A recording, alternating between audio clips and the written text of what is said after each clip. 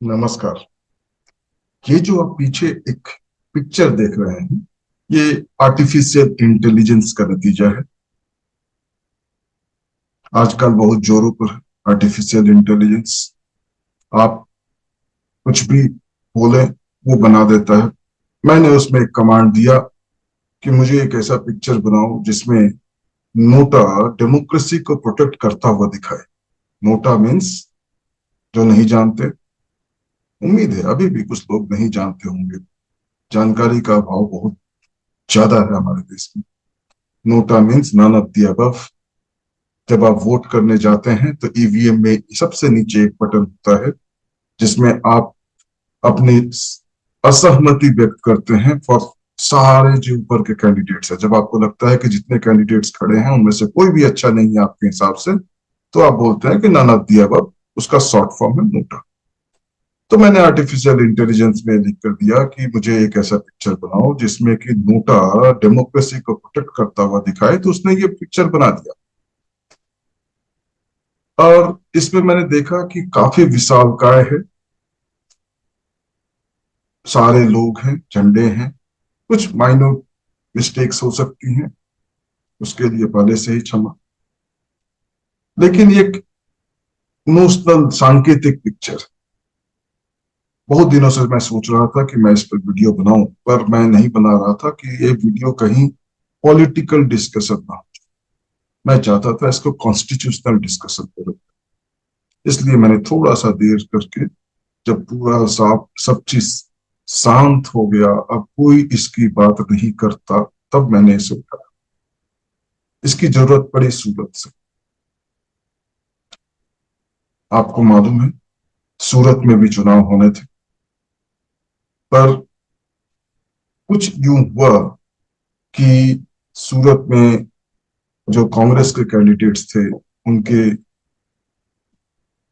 Nomination papers reject हो गए technical grounds पर।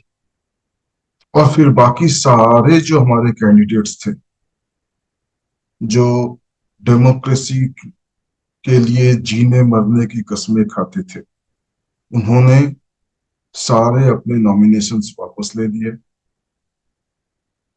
तो फिर हमारे इलेक्शन कमीशन ऑफ इंडिया को लगा कि अब तो यहाँ पर मात्र एक कैंडिडेट है, बीजेपी का। तो अब कोई वोट डालने की जरूरत इसलिए नहीं है कि वो कैंडिडेट आएगा, आकर के अपने ही फेवर में एक वोट डाल देगा, वो जीत जाएगा। इलेक्शन कमीशन ऑफ इंडिया ने यह प्रिज्यूम किया कि बाकी सारे जितने भी वहां के 15 लाख से ज्यादा मतदाता हैं, वो या तो सारे बीजेपी, सारे के सारे इस इकलौते कैंडिडेट को वोट करेंगे, या उन वो वोट करने ही नहीं आएंगे, क्योंकि दूसरा कोई कैंडिडेट है ही नहीं। भूल गया वो नोटा को, भूल गया हमारा इलेक्शन कमीशन अपने ही नोटा को।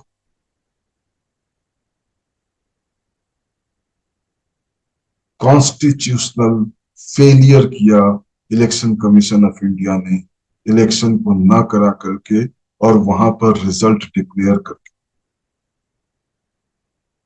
क्यों?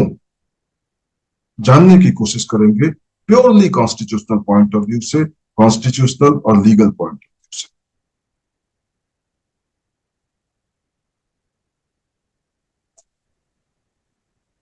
डेमोक्रेसी इंगेजमेंट का नाम। अभी आपने सुना होगा, इसी घटना के बाद एक हमारे कॉमेडियन है श्याम रंगीला, उन्होंने ये निर्णय किया कि वो बनारस से चुनाव लड़ेंगे ताकि बनारस में भी सूरत वाला कांड ना हो जाए, कि सारे लोग वापस हो जाएं और मोदी जी निर्विरोध जीत जाए। तो ये मोदी जी का मजाक नहीं है, ये इलेक्शन कमीशन ऑफ इंडिया का मजाक।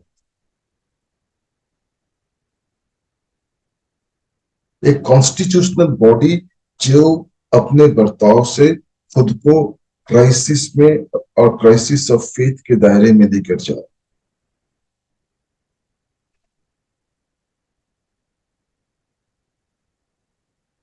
170वां लॉ कमीशन रिपोर्ट, जिसमें डिटेल में डिस्कशन हुआ कि कैसे होना चाहिए, क्या होना चाहिए। नेगेटिव वोटिंग की कॉन्सेप्ट आई कि नेगेटिव वोटिंग पर डिस्कशन हुआ। फिर वह कि 50% प्लस 1% होना चाहिए या नहीं होना चाहिए किसी कैंडिडेट को जीतने के लिए। इन सारे डिस्कशंस के बाद और भी लोगों ने इस पर विचार किया।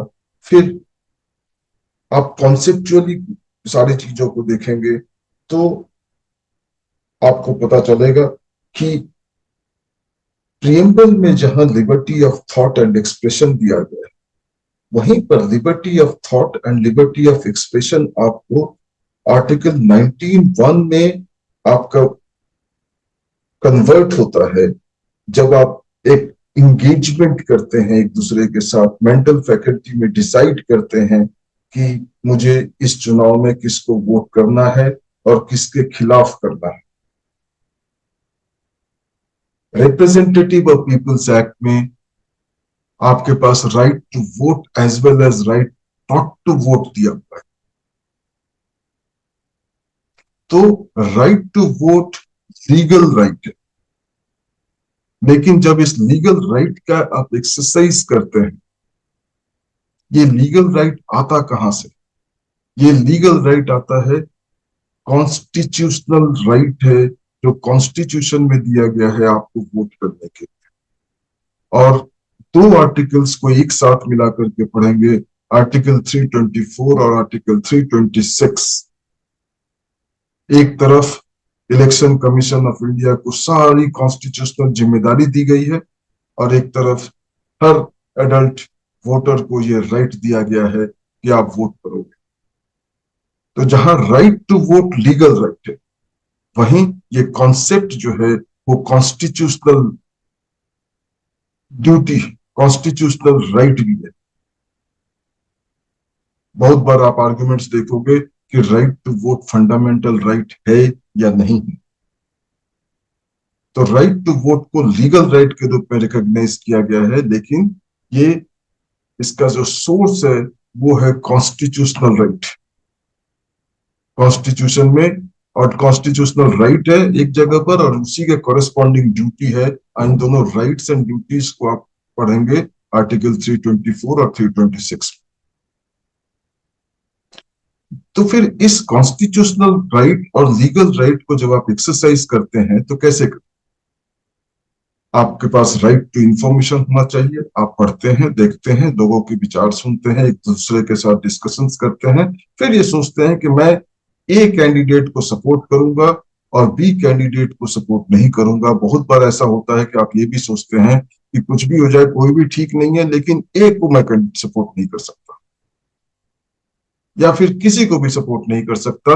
मैं जाऊंगा, मैं अपना डिसीजन जो है वो डिसीजन मैं नोटा में डाल, ताकि गवर्नमेंट को पता चले, पार्टीज को पता चले कि आपने जितने भी कैंडिडेट्स मुझे मेरे दिए वो सारे के सारे मेरे लिए यूजलेस है। चाहे किसी भी कारण से, चाहे उनके एफिशिएंसी का लेवल हो, चाहे उनका आइडियोलॉजी की बात हो, चाहे उनका पास्ट कंडक्ट रहा हो, चाहे उनका पास्ट इनएफिशिएंसी रहा, कोई भी कारण हो सकता है। तो ये जो राइट है एक वोटर का to engage with each other and to vote or not to vote and to express his unhappiness against a particular or all the candidates, ये जो राइट है ये लीगली एंड कॉन्स्टिट्यूशनली प्रोटेक्टेड है। इस right को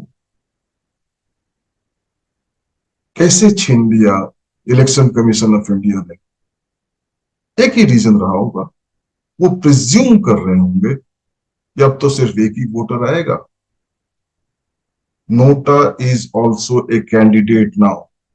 आप discussion सुनते होंगे कि हो सकता है इस चुनाव के बाद कोई और चुनाव ना हो जाए, ना हो अगर बीजेपी आ जाती है। ये गलत है।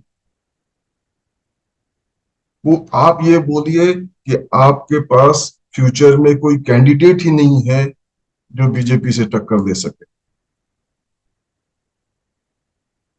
ये बोलने की बजाय आप बोलते हैं कि कोई चुनाव नहीं।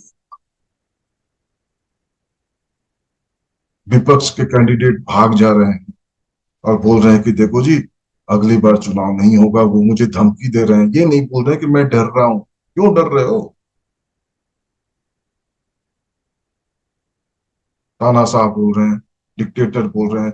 डिक्टेटर अंग्रेजों के बाद एकमात्र डिक्टेटरशिप अगर कभी आया था तो वो इमरजेंसी के दौरान आया था,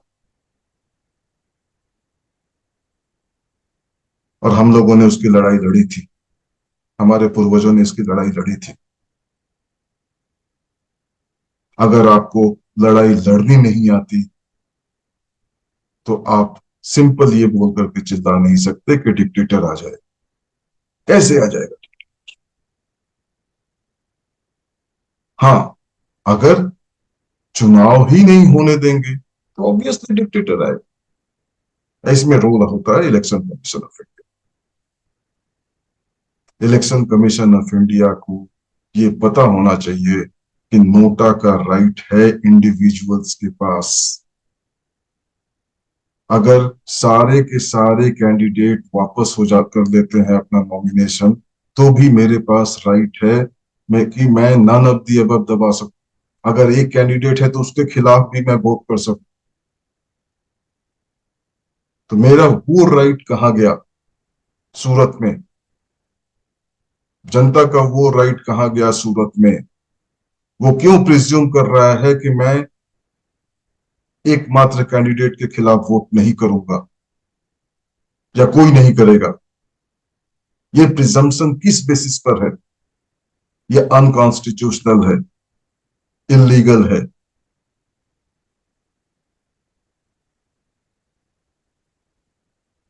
फिर से प्रियम्बल देखेंगे, liberty of thought and expression. Liberty of thought and expression को जब आप यूज करते हैं तो आप एक थॉट प्रोसेस में जाते हैं। थॉट प्रोसेस में आप राइट टू इंफॉर्मेशन के द्वारा अर्जित किया हुआ सारे इंफॉर्मेशन को यूज करते हैं, डिस्कस करते हैं, और फिर एक चॉइस बनाते हैं कि आप ए पर्टिकुलर कैंडिडेट के फेवर में करेंगे, या अगर आपको कोई पसंद नहीं है तो आप ये चॉइस बनाते हैं कि मैं किसी के खिलाफ फेवर में नहीं करूंगा, मैं नन ऑफ दी अबव का बटन प्रेस करूंगा।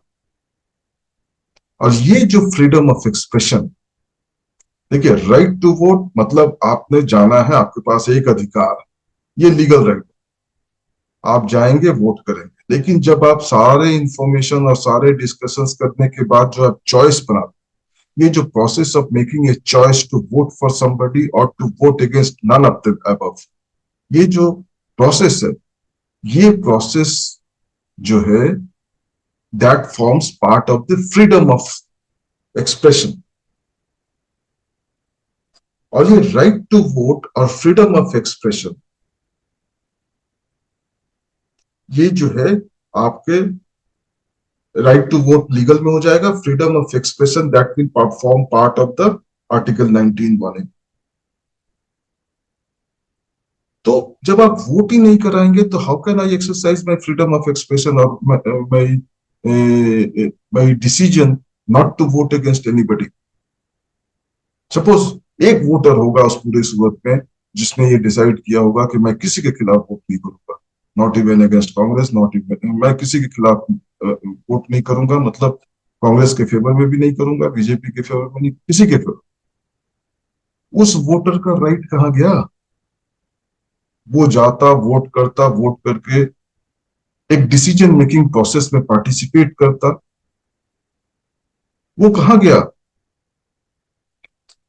तो ये जो प्रोसेस है, ये प्रोसेस को स्कटल किया इलेक्शन कमीशन ऑफ इंडिया, जो कि वायलेशन है आर्टिकल 19(1)(a) का।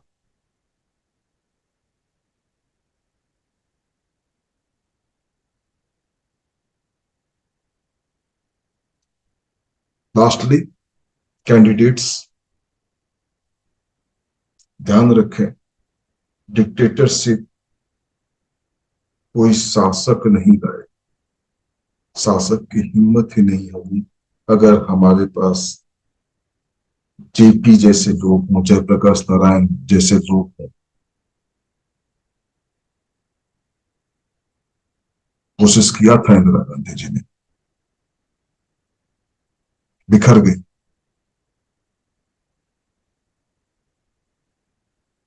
हर इंसान को जयप्रकाश नारायण बनना होगा। आप ये नहीं सोच सकते कि भगत सिंह तो चाहिए लेकिन पड़ोसी के घर चाहिए, मेरे घर का बच्चा भगत सिंह नहीं बनना चाहिए।